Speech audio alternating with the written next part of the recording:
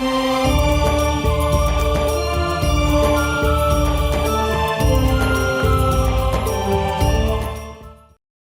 जितने भी पवित्र हिंदू धर्म के धर्मगुरु थे, इन्होंने गीता जी के अध्याय नंबर 5 और 7 का तो अनुवाद कर दिया। अनुवाद मैंने अपने प्रवचनों में इसका तो वर्णन करते रहे कि भगवान कहता मेरी शरण में आ जा, तो युद्ध भी कर मेरी शरण में आ जा। लेकिन 8वें अध्याय के 8, 9, 10 भी गीता जी में लिखे हुए, उनके विषय में टिप्पणी क्यों नहीं की इन्होंने आज तक? क्योंकि ये इनको ज्ञान नहीं था, ये तत्व ज्ञान से अपरिचित है, ये स्वयं भी भ्रमित है, पूरे समाज मानव समाज को इन्होंने भ्रमित कर रखा है। उसमें क्या कहा? 8 और 9 और 10 में कहा कि उस परम अक्षर ब्रह्म की साधना करने वाला उसी को प्राप्त होगा, उसकी साधना करने वाला उसी को प्राप्त होगा। उसके मंत्र के बारे में 17वें अध्याय के 23वें श्लोक में कहा कि उस सच्चिदानंद घन ब्रह्म के पाने का इस 3 मंत्र की साधना है, 3 मंत्र की का जाप करना है। ओम तत्सत इति निर्देश है ब्रह्मण तिर्विध समर्थ। ब्रह्मण माने सच्चिदानंद घन ब्रह्म का, इस ओम तत्सत ये 3 मंत्र का जाप 3 विधि से करने, स्मरण करने का है। 3 विधि है इसके स्मरण करने की। और ओम तो ये सरपुरुष का, सरब्रह्म का, ब्रह्म का कहो, ये तो सार्वजनिक रखा है। और तत् और सत ये सांकेतिक है, ये दास बताएगा इस पृथ्वी पर। इस दास के अतिरिक्त किसी के पास ये यथार्थ मंत्र नहीं है, और ना यथार्थ ज्ञान है, आज तक किसी के पास नहीं था। या तो भगवान के पास था, भगवान ने जब स्वयं आकर बोला था, या उन महापुरुषों के पास था जो उनसे परिचित हुए थे, उसके पश्चात ये बिल्कुल लुप्त प्राय हो गया था। उसको पुनः जागृत करने के लिए इस दास की सेवा दी परमेश्वर ने। इस दास को भेजा है आप पुण्यात्माओं के तक इस सत संदेश को पहुंचाने के लिए।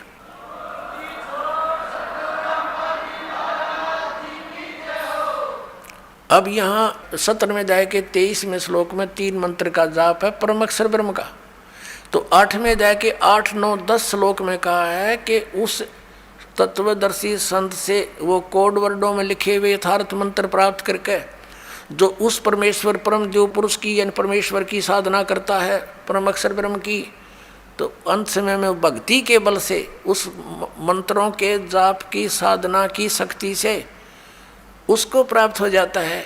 उस परमात्मा को प्राप्त करके फिर दोबारा संसार में नहीं आते, उनका जन्म मृत्यु सदा के लिए समाप्त हो जाता है। गीता ज्ञानदाता अपनी साधना और अपनी स्थिति से तो स्वयं परिचित करा रहा, अपनी गति से भी, कि अर्जुन तेरे और मेरे बहुत से जन्म हो चुके, तू नहीं जानता मैं जानता हूँ। इसे सिद्ध है कि गीता ज्ञानदाता के की भक्ति साधना से परम गति नहीं हो सकती। इसलिए 7वें अध्याय के 18वें श्लोक में गीता ज्ञानदाता अपनी गति को यानी ओम नाम से होने वाली परम गति को अनुत्तम कह रहा है कि अश्रेष्ठ है, व्यर्थ है। अपनात्माओं 15वें अध्याय के 16 और 17 श्लोक में 3 प्रभु गति क्लियर हैं, 3 पुरुष, एक सरपुरुष एक अक्षर पुरुष। और सरपुरुष और अक्षर पुरुष के विषय में बताया कि ये भी दोनों नाशवान हैं और इनके अंतर्गत जितने प्राणी हैं वो भी नाशवान हैं। आत्मा किसी की मरती नहीं, वो तो विषय अलग है। कुत्ते की भी ना मरती, नहीं तो गधे की भी नहीं मरती, आत्मा अलग है। तो कहने का भाव ये है कि सरपुरुष भी नाशवान, अक्षर पुरुष भी नाशवान। वैसे अक्षर पुरुष का अर्थ होता है अविनाशी, लेकिन ये भी व्यर्थ, ये भी नाशवान है, लेकिन ये काफ़ी चिरस्थायी है, इसका जीवन बहुत लंबा चौड़ा है। आने वाले समय में आपको यह कंसेप्ट भी क्लियर करेंगे कि कितना अविनाशी है। इसलिए 15वें अध्याय के 17वें श्लोक में उस परम अक्षर ब्रह्म के विषय में कहा है, परम अक्षर पुरुष के विषय में कहा है कि उत्तम पुरुष है तू अन्य परमात्मा इति उदाहरत है। यह लोक तरम अविषय विवर्ती अवैश्वर है। उत्तम पुरुष यानी श्रेष्ठ परमात्मा प्रभु तो कोई अन्य है। ऊपर 15वें अध्याय के 16वें श्लोक में वर्णित सरपुरुष अक्षर पुरुष से कोई अन्य है और है, और वही परमात्मा कहलाता है। परमात्मा माने भगवान, श्रेष्ठ आत्मा। अपने आत्मा जहाँ हम रह रहे हैं यहाँ ये परमात्मा के लक्षण है।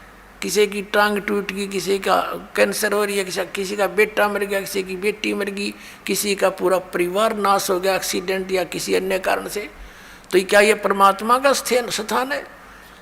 परमात्मा का अर्थ है दुख ना दे, सुख ही सुख दे, उसको भगवान कहते हैं।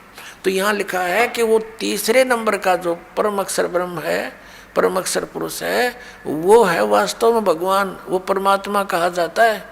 और ये लोक चरमावी से विवर्ती, जो तीनों लोकों में प्रवेश करके सबका धारण पोषण करता है।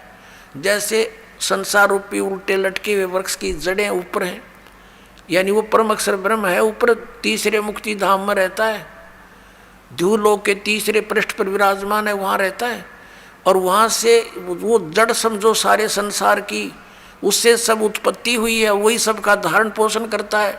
जैसे वृक्ष को जड़ से मूल से ही आहार प्राप्त होता है, सब पूरे पेड़ का पालन जड़ से ही होता है, मूल से होता है। तो वो मूल तो परम अक्षर ब्रह्म है, उसको परम अक्षर ब्रह्म कहो, परम अक्षर पुरुष कहो। और तना यो अक्षर पुरुष है, और उसके बाद डार जो है वो सर पुरुष है, ये ब्रह्मा विष्णु महेश का पिता। और उसके फिर 3 पुत्र हैं, 3 शाखा है उसकी, उस डार की, रजगुण ब्रह्मा, सतगुण विष्णु, तमगुण शिव जी। और उससे आगे फिर ये यहाँ के जितने भी जीव हैं वो लटके हुए हैं। तो ये कंसेप्ट क्लियर हो गया कि इस भक्ति मार्ग के अंदर ये 3 पुरुष हैं, सर पुरुष, अक्षर पुरुष और परम अक्षर पुरुष।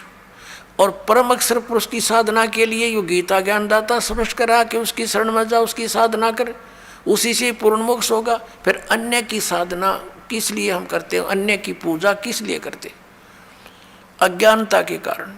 तो इब तत्व ज्ञान से और इस दास से आपको पता लगेगा कि हु इज गॉड, वो कौन है परमात्मा, और क्या उसकी पूजा की विधि कौन सी है।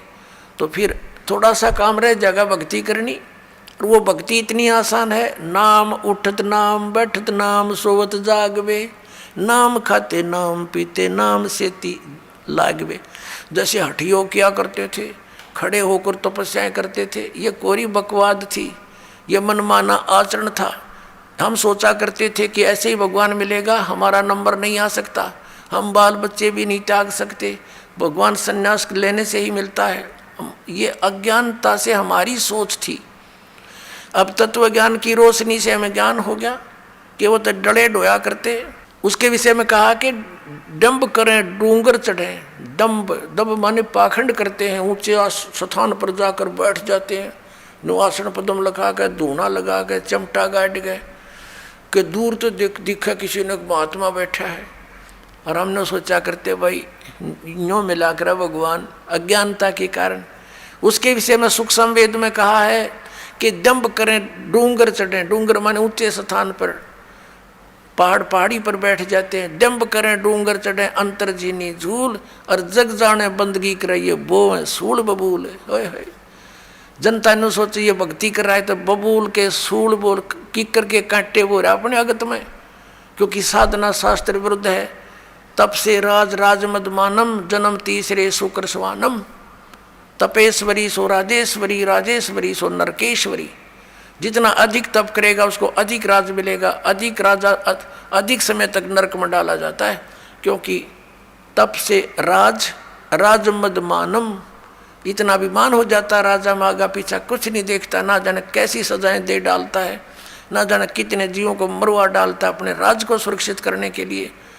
फिर उस बच्चों को सारे भोगने पड़ते हैं। तो परमात्मा कहते हैं जग जाने बंदगी करें, ये वो है सूल बबूल। तो अपने आत्माओं, आपका सौभाग्य, आपको सत्संग सुनने को और तत्व ज्ञान सुनने को मिला। बोलो सतगुरुदेव।